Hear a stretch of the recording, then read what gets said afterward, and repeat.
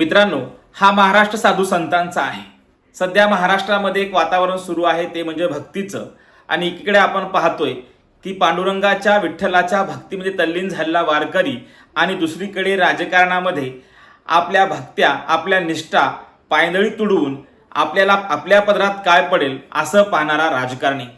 आज आपण पाहणार आहोत डॉक्टर बाबासाहेब आंबेडकर हे संत चोखामेळा यांना गुरु मानत होते का, किंवा त्यांना गुरु का मानत नव्हते? चोखामेळा यांना ते आपला आदर्श मानत होते का? त्यांच्याबद्दल त्यांना आदर होता का? आणि चोखामेळाबद्दल डॉक्टर बाबासाहेब आंबेडकरांची काय भूमिका होती, या सर्व प्रश्नांची उत्तरे या व्हिडिओच्या माध्यमातून आपण पाहणार आहोत।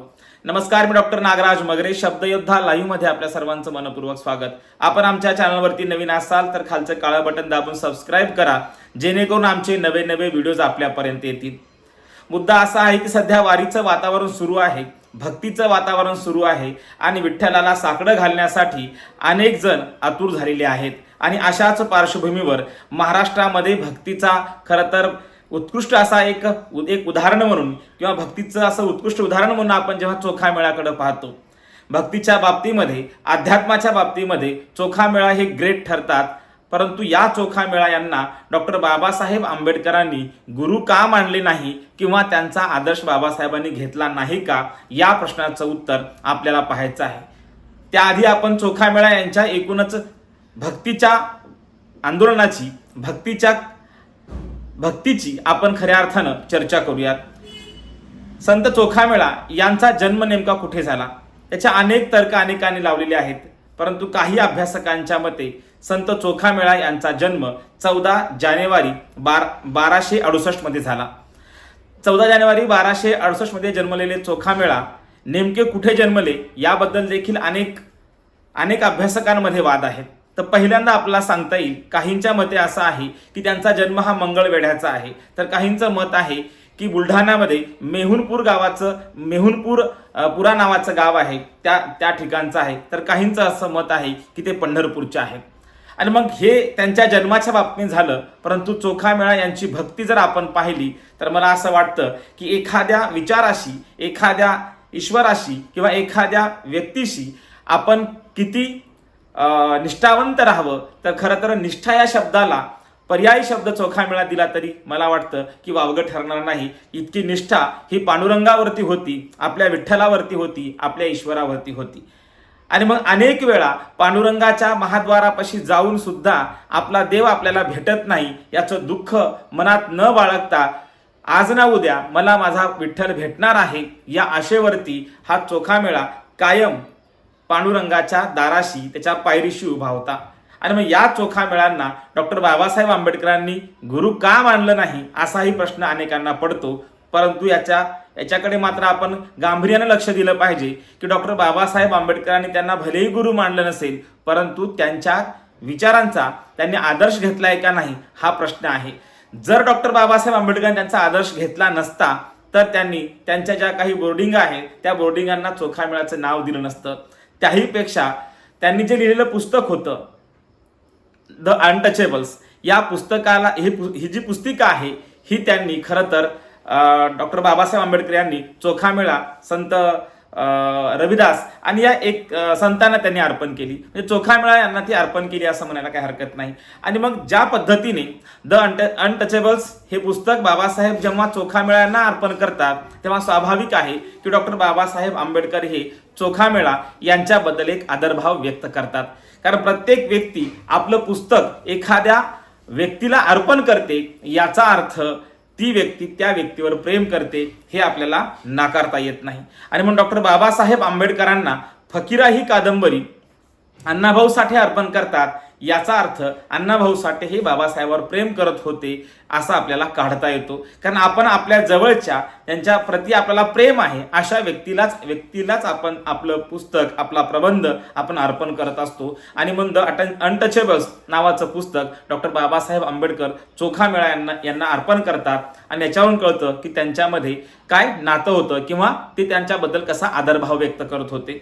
आता मुद्दा असा आहे की 13व्या आणि 14व्या शतकामध्ये खऱ्या अर्थानं चोखामेळा होऊन गेले, आणि या काळामध्ये जे भक्तीचं वातावरण होतं, जी निष्ठा आपल्या विठ्ठलाप्रती होती, ही निष्ठा बघितल्यानंतर आपल्याला खरं तर आश्चर्य वाटेल की एखाद्या विचाराशी, एखाद्या व्यक्तीशी, एखाद्या ईश्वराशी इतकी एक व्यक्ती कशी निष्ठावंत राहू शकते. आणि म्हणून चोखामेळा यांची ही निष्ठावंत जो काही स्वभाव आहे, जी काही निष्ठा आहे, ती निष्ठा खरं तर प्रत्येक माणसाच्या अंगी आपल्या कामाप्रती, आपल्या ईश्वराप्रती असणं गरजेचं आहे. ते आपल्याला चोखामेळा यांच्याकडून शिकता येतं.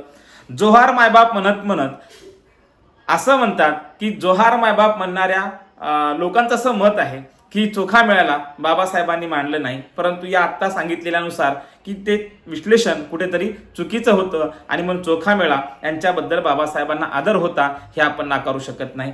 विठ्ठलावर प्रचंड प्रेम करणारे चोखामेळा शेवटी त्यांच्या पायथ्याशी त्यांचा प्राण जातो आणि त्यांच्या पायथ्याशीच ते कायम राहतात. आणि म्हणून आपल्याला सांगता येतं की डॉक्टर बाबासाहेब आंबेडकरांनी केलेलं आंदोलन जे काळाराम मंदिराचं होतं आणि त्याच्यावर वामनदादा कर्डकाने लिहिलंय, गोदातीरी पडला लढला सैनिक माझा, उघडलाच नाही काळ्या रामाचा दरवाजा. भक्तीसाठी नव्हे तर त्या समतेसाठी हा संघर्ष होता. आणि म्हणून हा संघर्ष बाबासाहेबांनी केला. आता मुद्दा असा येतो की बाबासाहेबांनी या सर्व प्रतीकांमध्ये बुद्ध, कबीर, फुले यांना ते गुरु म्हणून जाहीर करतात, परंतु चोखामेळाबद्दल असं बाबासाहेबांचं काय मत होतं, त्यांना ते गुरु या तिघांमध्ये त्यांनी का ठेवलं नाही. तर स्वाभाविक आहे की भक्ती आणि संघर्ष, लढा, विद्रोह ह्या गोष्टी वेगळ्या आहेत. आणि म्हणून संघर्षाच्या आड भक्ती येऊ नये, त्या भक्तीचं कुंपण संघर्षाच्या आड येऊ नये असं कुठेतरी बाबासाहेबांना वाटतं. आणि विठ्ठलाचं नामस्मरण हे संघर्षाच्या आड आलं असतं. तेवढंच नाही तर ते विठ्ठलाचं नामस्मरण या संघर्षाला कुंपण ठरलं असतं. आणि डॉक्टर बाबासाहेब आंबेडकरांना त्यांच्या चळवळीमध्ये कोणतंच कुंपण नको होतं. आणि म्हणून त्यांनी थेट सांगितलं की जो विद्रोह आहे तुकोबारायांच्या संदर्भाने, डॉक्टर बाबासाहेब संत साहित्याच्या संदर्भाने अभ्यास करतात, कारण त्यांच्या घरातलं वातावरण भक्तीचं होतं. त्यामुळे त्यांनी संत साहित्य, महाभारत सगळं बाबासाहेबांनी अगदी म्हणजे उकळून पिलं होतं असं म्हणायला काही हरकत नाही. आणि मग अशा वेळी विठ्ठलाच्या नामस्मरणाचं कुंपण आंदोलनासाठी योग्य नाही किंवा भक्तीचं कुंपण हे संघर्षासाठी योग्य नाही. आणि म्हणून बाबासाहेब आंबेडकरांनी तो विद्रोह जो आहे, तो विद्रोह त्यांना कुणात दिसला, तर तो विद्रोह त्यांना कबीराच्या दोह्यात दिसला. या व्यवस्थेशी दोन हात करणारा तुकोबाराय ते नाकारत नाहीत, त्याचाही बंड ते अभ्यासतात. आणि म्हणून बाबासाहेब आंबेडकरांनी कबीरांना आपला गुरु मानलं. आणि अध्यात्माच्या बाबतीत तुम्ही जर म्हणाल तर डॉक्टर बाबासाहेब आंबेडकरांचा अभ्यास हे जे अलीकडे लोक ज्या पद्धतीने विश्लेषण करतात की बाबासाहेबांनी चोखा महाराजला नाकारलं, ते चुकीचं आहे. अध्यात्माचा अभ्यास डॉक्टर बाबासाहेब आंबेडकरांच्या कुटुंबातून त्यांना भेटलेला आहे, कारण घरातलं जे काही भक्तीचं वातावरण होतं हे आपल्या सर्वांना माहीत आहे. आणि म्हणून विठ्ठलाचं नामस्मरण आपल्या आंदोलनाचं, संघर्षाचं कुंपण ठरणार नाहीची काळजी घेत डॉक्टर बाबासाहेब आंबेडकरांनी आपल्या 3 गुरूंचा उल्लेख केलेला आहे. म्हणून भक्तीचं प्रतीक आपण म्हणालो तर नक्कीच चोखामेळा हे श्रेष्ठ ठरतात, ते ग्रेट ठरतात. परंतु जेव्हा संघर्ष येतो, जेव्हा लढा येतो, जेव्हा विद्रोह येतो, तेव्हा मात्र आपल्याला कुठेतरी थांबावं लागतं आणि एक नवी दिशा घेऊन या व्यवस्थेच्या विरोधामध्ये दोन हात करताना, बंड करताना आपली प्रतीकं ही विद्रोहीच असली पाहिजे. आणि म्हणून माझ्यासाठी, माझ्या जीवनात बदल घडून आणण्यासाठी दुसरा कोणीतरी येईल आणि तो माझ्यात बदल घडून आणेल किंवा माझ्या दुःखावर तो एकमेव असा इलाज आहे किंवा ते औषध आहे असं जर आपण म्हणालो तर असं होणार नाही हे बुद्ध सांगतात. स्वयंप्रकाशित व्हायला बुद्ध सांगतात, अत्त दीप भव बुद्ध सांगतात. आणि अशा स्वयंप्रकाशित हो म्हणणाऱ्या आणि संघर्ष करायला सांगणाऱ्या, बंड करायला सांगणाऱ्या खरं तर बुद्धाला डॉक्टर बाबासाहेब आंबेडकर गुरु मानतात. आता या सगळ्या परंपरेमध्ये महात्मा ज्योतिराव फुले हे देखील गुरु म्हणून बाबासाहेब मानतात. आणि मग हा आदर्श आपल्यासमोर ठेवताना त्यांनी दिलेले लढे, त्यांनी या व्यवस्थेची केलेली चिरफाड डॉक्टर बाबासाहेब आंबेडकरांना भावली आणि म्हणून ते फुलेंना गुरु मानतात.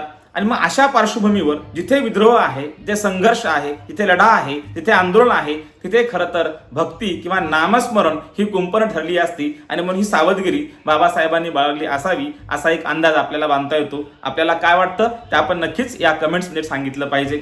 पुढे आता आपल्याला सांगता येतं की द अनटचेबल्स नावाचं पुस्तक बाबासाहेब चोखामेळ्याला अर्पण करतात. याचा अर्थ चोखामेळ्याशी ते आपला आदरभाव व्यक्त करतात हे नाकारता येत नाही. परंतु आपल्या संघर्षासाठी, आपल्या आंदोलनासाठी, आपल्या बंडासाठी आणि या व्यवस्थेशी दोन हात करण्यासाठी त्यांना विद्रोही व्यक्ती ते आपला गुरु म्हणून मानतात आणि विद्रोह आपल्या नजरेसमोर ठेवतात. आणि मग तिथे आपण पाहिलं तर तुकोबारायांचा विद्रोह देखील त्या काळात आपल्याला दिसून येतो आणि कबीराचा विद्रोह देखील आपल्याला दिसून येतो. तितकाच बुद्धाचा विद्रोह आहे. ते संघर्ष करायला सांगतात, ते प्रतिकार करायला सांगतात, ते बंड करायला सांगतात आणि म्हणून महात्मा ज्योतिराव फुले यांना ते आपले गुरु मानतात. पुन्हा आपल्याला सांगता येतं की जोहार मायबाप ही त्या काळातली एकमेकाप्रती आदरभाव करण्याची एक होती किंवा मी तुमचा दास आहे हे मान्यच करण्याची होती. आणि म्हणून याच्यामध्ये जोहार मायबाप म्हणणाऱ्या चोखामेळांच्या या विचाराला कुठेतरी ते थांबवतात आणि पुढे आपण पाहतोय की त्याचा संघर्ष नाही. जोहार मायबाप म्हणणाऱ्या चोखामेळांच्या बाबतीत आपण सांगायचं झालं तर संघर्ष तुम्हाला दिसून येतो का तर नाही, तर माझा विठ्ठल, माझा पांडुरंग माझं भलं करेल असं ते कायम म्हणतात. आणि म्हणून भक्ती ही मनाच्या समाधानासाठी योग्य आहे, ती नक्कीच असली पाहिजे.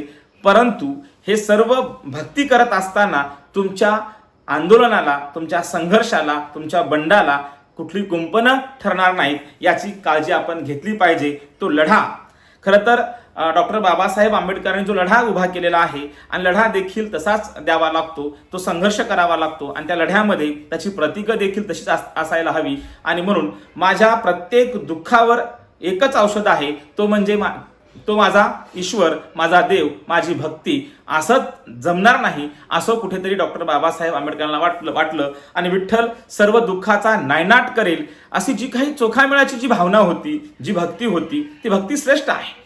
परंतु संघर्ष करत असताना, कारण इथली जी काही व्यवस्था आहे, जी काही परंपरा आहे, जी काही विषमता आहे, ती विषमता मानव निर्मित आहे, ती विषमता व्यक्तिनिर्मित आहे, ती ईश्वर निर्मित नाही. आणि म्हणून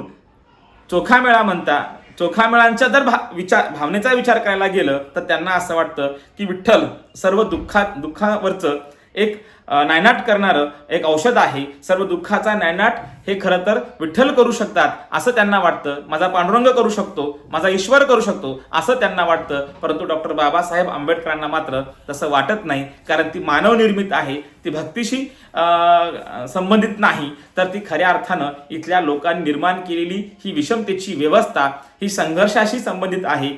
इथं तुम्हाला संघर्षच करावा लागेल, तुम्हाला बंड करावं लागेल, तुम्हाला लढा उभा करावा लागेल. आणि हा लढा उभा करत असताना भक्तीची प्रतीकं कामी येतीलच असं नाही, परंतु विद्रोहाची प्रतीकं मात्र कामी येतात. आणि म्हणून तुकोबारायांच्या विचारातला विद्रोह असेल, कबीराच्या विचारातला विद्रोह असेल, आणि आपल्या सर्वांना माहीतच आहे बुद्ध स्वयंप्रकाशित व्हायला सांगतात, तो एक विद्रोह असेल. आणि सर्वात महत्त्वाचं म्हणजे महात्मा ज्योतिराव फुले यांच्या कार्यातला, यांच्या लिखाणातला, यांच्या कृतीतला विद्रोह बाबासाहेब आंबेडकरांना भावला. आणि म्हणून आपल्याला सांगता येते की द अनटचेबल्स नावाचं पुस्तक चोखामेळ्याला अर्पण करणारे बाबासाहेब त्यांच्याप्रती आदरभाव नक्कीच व्यक्त करतात, परंतु आपल्या लढ्याचे, संघर्षाचे प्रतीक म्हणून मात्र ते खऱ्या अर्थानं बुद्ध, कबीर आणि महात्मा ज्योतिराव फुले यांनाच ठेवतात. एकूणच काय तर डॉक्टर बाबासाहेब आंबेडकरांचं जे आंदोलन आहे ते भक्तीचं नाही, ते संघर्षाचं आहे, ते लढ्याचं आहे, ते विद्रोहाचं आहे. आणि म्हणून डॉक्टर बाबासाहेब आंबेडकर चोखामेळाप्रती आदर व्यक्त करतात, परंतु त्यांच्या लढ्याचं ते प्रतीक बनू शकत नाहीत. धन्यवाद.